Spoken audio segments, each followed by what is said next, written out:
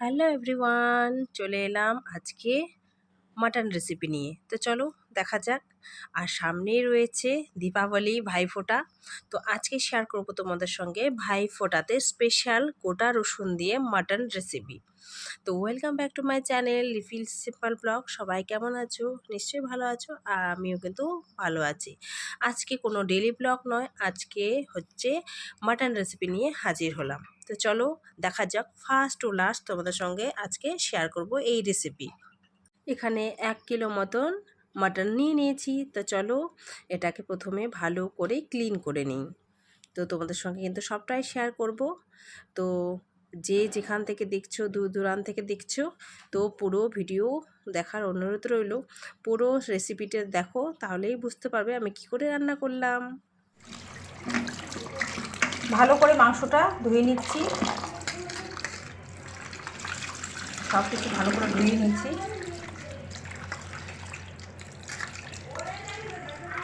একটা একটা করে পিস ভালো করে ধুয়ে নিয়েছি।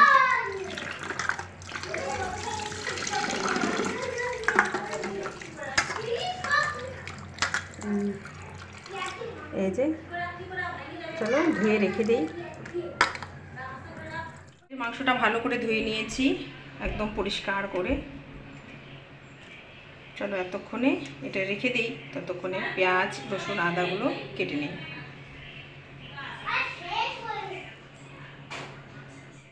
পেঁয়াজ রসুন দেখো গোটা রসুন দিয়ে আছে রান্না হবে। গোটা রসুন, আদা, আরও একটু আদা দেবো আর কি। আর এখানে যে মশলার জন্য দেখো ধনে জিরে সব এখানে গোলমরিচ দিয়ে ভিজানো আছে, এটা বেটে নেওয়া হবে।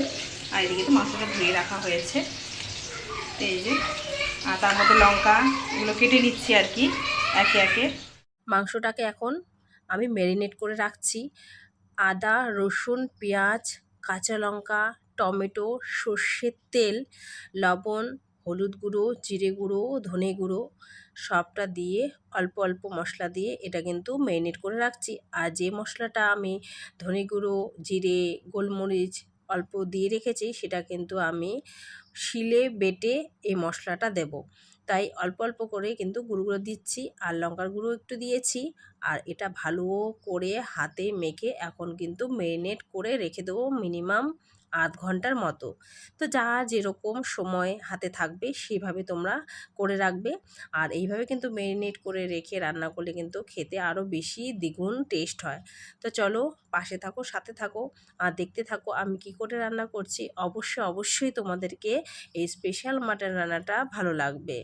তো কেউ স্কিপ করো না বন্ধুরা, নইলে কিন্তু বুঝতেই পারবে না আমি কি করে রান্নাটা করলাম। তো এটা কিন্তু মোটামুটি আমার ম্যারিনেট করা হয়ে গেছে। এখন সাইডে রেখে দিই। রেখে দিয়ে অন্যান্য প্রসেসগুলো করতে থাকি। তা আলুগুলো এদিকে কেটে নেব। আর বন্ধুরা পাশে হয়তো বাচ্চার আওয়াজ পাবে, প্লিজ তোমরা একটু মানিয়ে নিও। আর রান্না করতে করতে বাচ্চারা ওখানে খেলা করছিল, তাই কিন্তু আওয়াজ চলে এসেছে, মাঝে মধ্যে কিন্তু পাবে। তাই জন্য তো ডাইরেক্ট ভয়েস দিয়েছিলাম, মিউট করতে হয়েছিল। আর দেখো গোটা রসুনও কিন্তু আমি এর মধ্যে দিয়ে দিয়েছি আর ভেজে রেখে এটা তুলে নিলাম। তো চলো এখন চলে আসলাম একদম মশলা বাটতে। ওই যে বাটিতে দেখেছিলে জিরে ধনে আর গোলমরিচ রেখে দিয়েছিলাম, সেটাই কিন্তু এখন শিলনোড়াতে বেটে নিচ্ছি। শিলনোড়াতে এইভাবে মশলা বেটে মাটন রান্না করলে খেতে দুর্দান্ত লাগে, আর যেন স্বাদ দ্বিগুণ বেড়ে যায়। তো মশলাটা কিন্তু ভালোভাবে দেখো মিহি করে বেটে নিচ্ছি।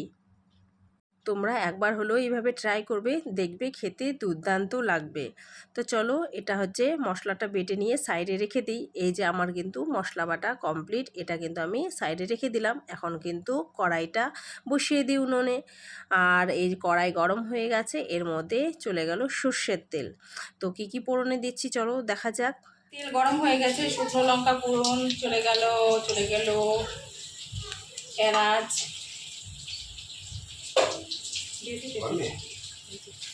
তেজপাতা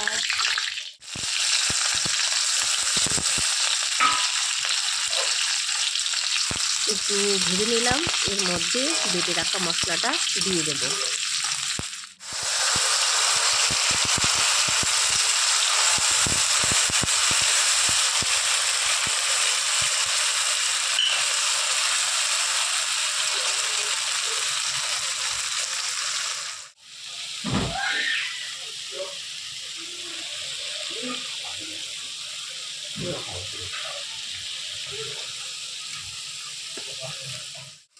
মশলাটাকে ভালো করে কিন্তু কষিয়ে নিচ্ছি।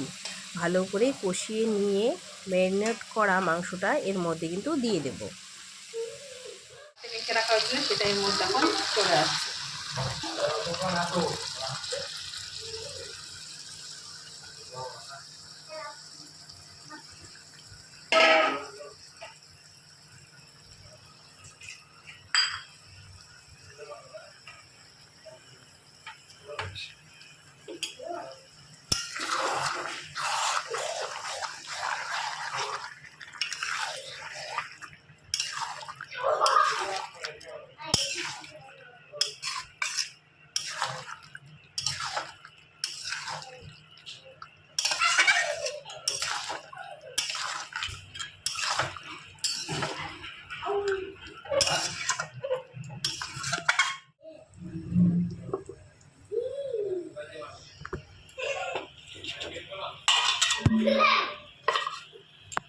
এটা কি বলো তো, এটা হচ্ছে গরম মশলা বাটা, শিলনোড়ায় বেটে নিয়েছি আর সাইডে রেখে দিলাম, শেষে দেব। চলে এলাম দেখতে,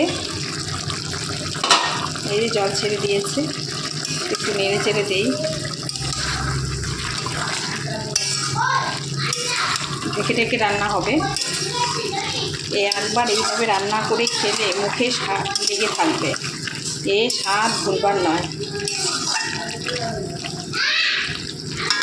চলো নেড়ে দিলাম, আরও ঢেকে দিচ্ছি।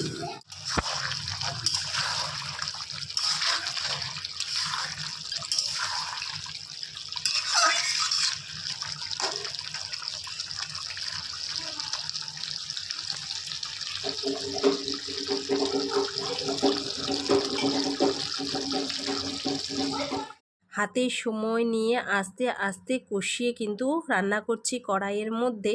এটা কিন্তু কোনো প্রেশার কুকারে দেব না, এভাবে কড়াইয়ে এভাবে তোমরা ঢেকে ঢেকে রান্না করবে, দেখবে স্বাদ কিন্তু দ্বিগুণ হয়ে যায়, খেতে কিন্তু খুব খুব টেস্টি লাগে। আমি আজকে করছি তাই তোমাদের সঙ্গে শেয়ার করলাম। ভালোভাবে কষিয়ে নিচ্ছি আর দেখতেই পাচ্ছ মাংস থেকে কিন্তু আস্তে আস্তে তেল কিন্তু ছেড়ে দিচ্ছে।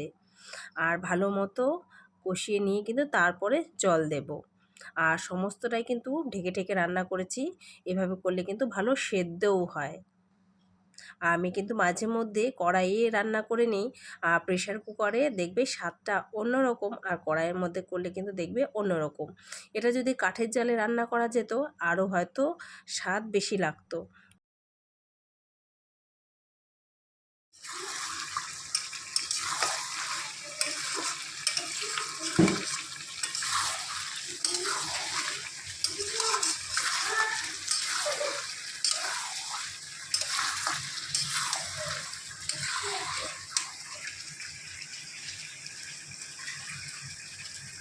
কাছে নিয়ে মোমোটা আরও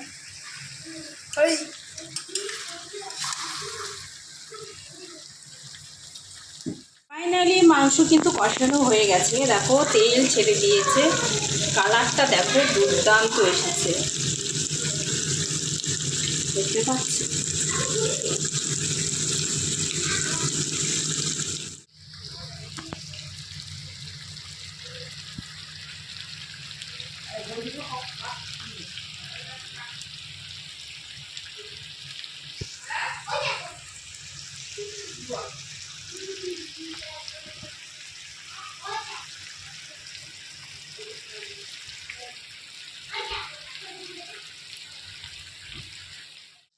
এদিকে কিন্তু কষানো হয়ে গেছে, আর পাশে কিন্তু আমি গরম জলও করে রেখেছি, সেটাই এর মধ্যে দিয়ে দিলাম।